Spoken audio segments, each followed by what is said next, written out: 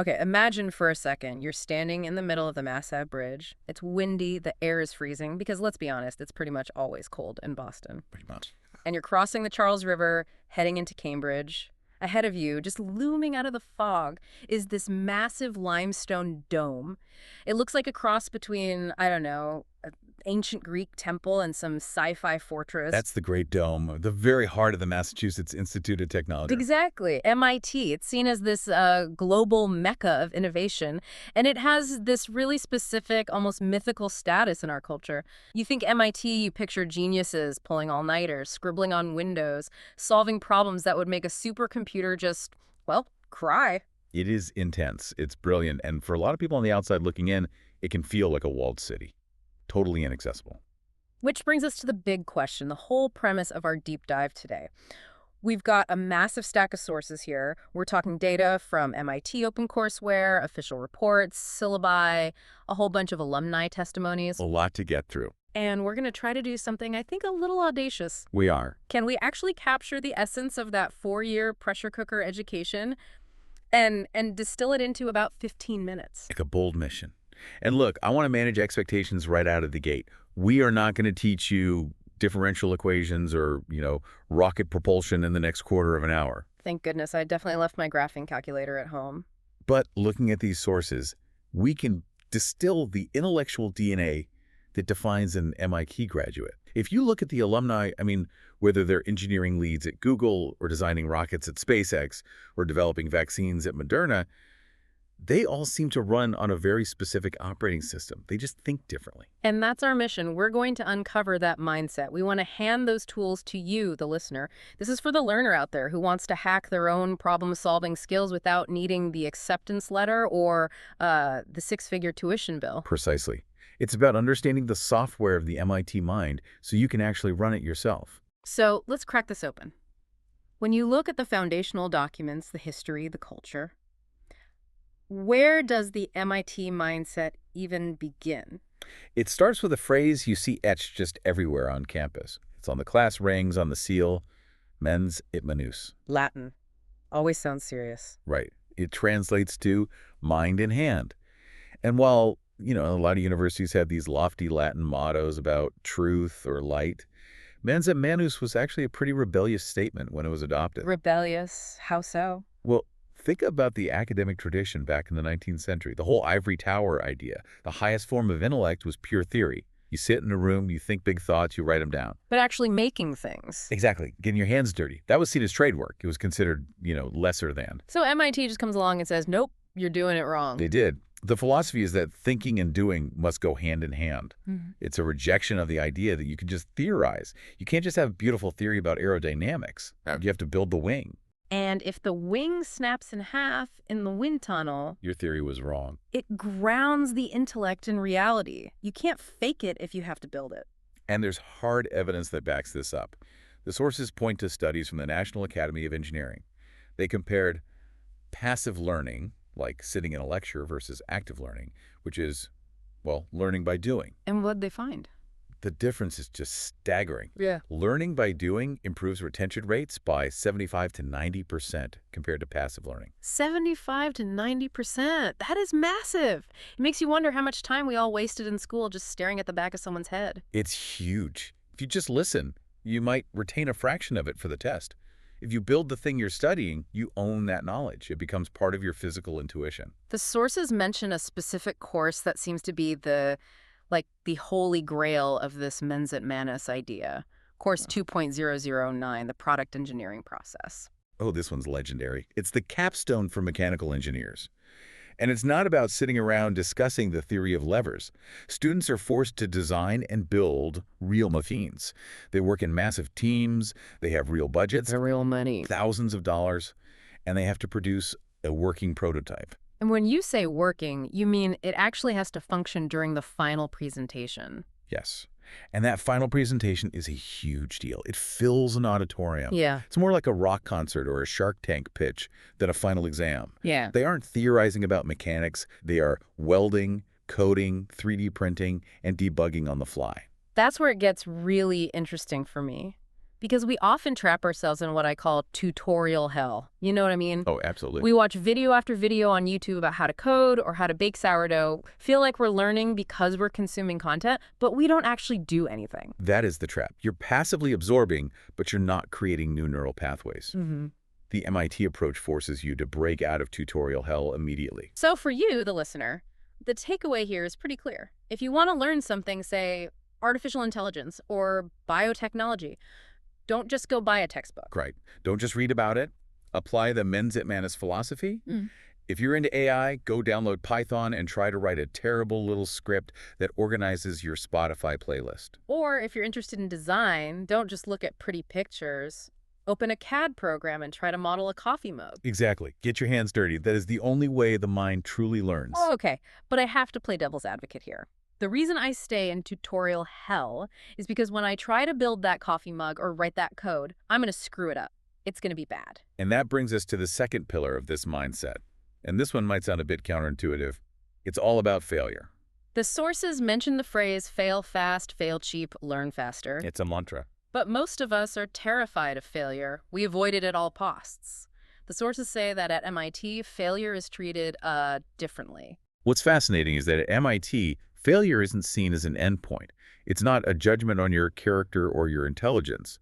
It's treated simply as data. Failure as data. I really like that framing. It removes all the emotional weight, right? This approach is heavily inspired by agile methodologies, design thinking. The sources reference research from places like the Stanford D School, Harvard Business Review. That validates this.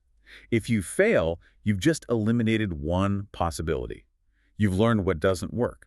The source material mentions some heavy hitters here. Drew Houston, founder of Dropbox, and the founders of Akamai. Right. And the point is, their massive successes were preceded by dozens of failures. They didn't just wake up one day and build a billion-dollar company. They tried things, those things broke, they learned why, and they pivoted. There's a concept mentioned here that I think is really liberating, the ugly prototype. Yes. This is the challenge to perfectionism. The goal isn't to launch something perfect. It's to launch something imperfect, an ugly prototype, to get feedback right away. So if you launch it and it breaks, You celebrate. Because now you have new data. You know exactly what needs fixing. If you wait until it's perfect, you've wasted months, maybe years, building something that might not even be what people want. that is such a crucial mindset shift. Stop trying to be perfect. Start trying to get data. Precisely. If you aren't failing occasionally, you probably aren't pushing hard enough. Okay, let's talk about how these people work together. Because the stereotype of the genius engineer is the lone wolf, working in a basement, drinking energy drinks, not talking to anyone. The whole Iron Man fantasy. Exactly. But the MIT model seems to be the exact opposite. It is radical collaboration. One of the key takeaways from all these sources is the breaking of silos. Silos. Yeah, the traditional university structure. The physicists only talk to physicists. The artists are in a totally different building. The business students are wearing suits somewhere else. MIT actively forces these disciplines to mix. Can you give us an example of where that happens? The Media Lab is the classic one. It's this anti-disciplinary space. You'll find physicists working alongside classical musicians. Or you look at the Sloan School of Management, where engineers are working directly with economists to model markets. And this isn't just for fun, right? There's actual science behind why this works. Absolutely. The sources cite studies from major journals like Nature and Science. And they confirm that the most disruptive advances, things that actually change the world, like CRISPR or mRNA vaccines, are almost always born at the intersection of disciplines. So the magic happens in the overlap. That's it, exactly. I mean, innovation has become too complex for one discipline to solve alone. You need that cognitive diversity. A biologist sees a problem one way, a computer scientist sees it completely differently. When they crash together, that's where you get The breakthrough. that's where it happens. The sources mention something called UROP. What is that? That's the Undergraduate Research Opportunities Program. And the stat here is just wild. Over 90% of undergraduates participate. 90%. And that's not just seniors. No, this is often freshmen. So you have 18-year-olds working on serious research. Yes, and that's intentional. They aren't just washing test tubes, they're contributing. The idea is that a freshman doesn't know what's impossible yet. They might ask a question that a professor who's been in the field for 30 years just stopped asking a long, long time ago. That naivety becomes an asset. It's a feature, not a bug. So, for the listener, what does this all mean? How do we apply this interdisciplinary thinking if we're not at a university? We don't have a media lab down the hall. The takeaway is you have to actively seek out someone from a completely different field.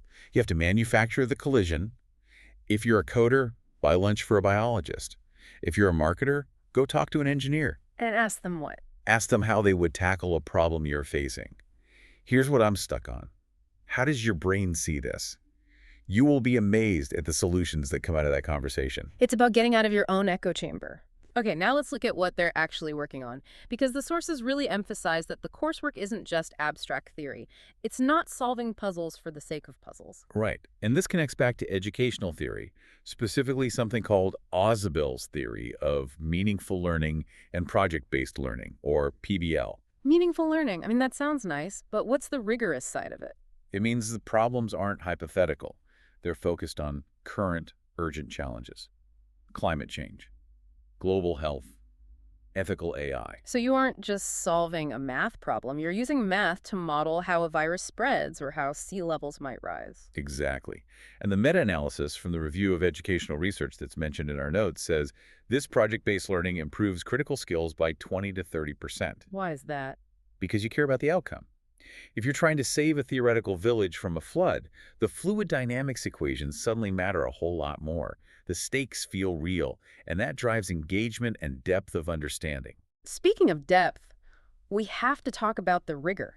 Because we've talked about failing fast and collaborating, which sounds fun and creative, but MIT is also known for being incredibly difficult. It is relentless. We can't gloss over that. And that brings us to this concept of rigorous curiosity. Rigorous curiosity. I like the sound of that. How is that different from regular curiosity? Regular curiosity is asking, I wonder why that happens. Yeah. Rigorous curiosity is asking, how much does that happen? At what rate? With what probability? And can you prove it? The quantitative side. Everything has to be measured and modeled. The sources highlight Core 6 out of 041, probabilistic systems. It's emblematic of this thinking. The standard question isn't just what do you think, it's what's the evidence, what's the underlying model? That's a tough standard to me. I feel like this is a good idea, just it doesn't fly. It doesn't, but it's so necessary. In a world of fake news and surface-level opinions and hot takes, this demand for evidence and modeling is a superpower. It just filters out all the noise. And it seems like this rigor translates directly into starting companies. Oh, absolutely. The entrepreneurial output is staggering. According to PitchBook and the MIT Technology Review, MIT has generated more startups per capita than any other university. That is a wild statistic. More per capita than anywhere else, even more than Stanford. Per capita, yes. It's just built into the air they breathe. You have resources like the Martin Trust Center and the famous $100K entrepreneurship competition. Well, $100,000, that's serious money for a student competition. It is. But alumni often say that more than the money, it's the mindset shift. The key lesson here, and the sources are very clear on this, is don't ask for permission. Build and validate. Don't ask for permission. That really resonates. Well, think about how many people have great ideas, but they just wait. They wait for a boss to give them the green light. They wait for an investor. They wait for someone to tell them they're qualified. And the MIT mindset is? The MIT mindset says, I have the data, I have the prototype, I'm doing it. You don't need permission to solve a problem. And here's where it gets really interesting. It's not just about building tech for tech's sake, right? There's a moral component that the sources highlight. Yes, this is crucial. It brings us to ethics and impact. It is not enough to just build a rocket. You have to ask what the rocket is for. The why. Exactly. The education really emphasizes that technology must serve humanity. The sources mention specific initiatives around this. Yeah, courses like ethics and AI are becoming central. And there's an initiative called MIT Solve, which is entirely dedicated to tech with social impact. They pose challenges like, how can we provide clean water? Or how can we improve literacy and invite people to solve them? This raises a really important question for everyone, not just students. Just because we can build something, should we? That is the defining question of our time. Whether it's AI, bioengineering, surveillance tech, the MIT approach, at its best, embeds that ethical questioning right alongside the engineering rigor. It's about having a calculator with a conscience. So let's step back and look at the whole picture. We've covered a lot of ground in a pretty short time. We have. We've got manus mind and hand. Don't just think, build. We have failure as data. Don't fear it. Use it. We've got radical interdisciplinary collaboration. Break the silos. Right. We have solving real-world problems. We have rigorous curiosity, show me the model. And finally, ethics and impact. It's an explosive mix. It combines this high-level intellectual rigor with, dirty hands, practical action. So what does this all mean for the person listening right now? Maybe they're commuting, maybe they're at the gym, they're not in Cambridge, they don't have access to a billion-dollar lab. The final call to action from our source material is really empowering. It reminds you that you don't need to be in Cambridge to apply these lessons. You don't need the degree to adopt the mindset. I love the specific challenges the sources lay out. Let's go through them. Sure. The first challenge is the 48-hour prototype. How does that work? You pick an idea you've been sitting on, maybe a business idea, maybe a home project. You have 48 hours to build a version of it. 48 hours, that's fast. It forces you to stop overthinking. Just build the ugly prototype. Use cardboard, use tape, use a spreadsheet. Just make it exist in the physical world. Okay, I accept that challenge. What's the second one? The second is the silo breaker. This week, find a friend or a colleague from a completely different field. Someone you usually wouldn't work with. Exactly. And ask them, how would we solve a global problem together?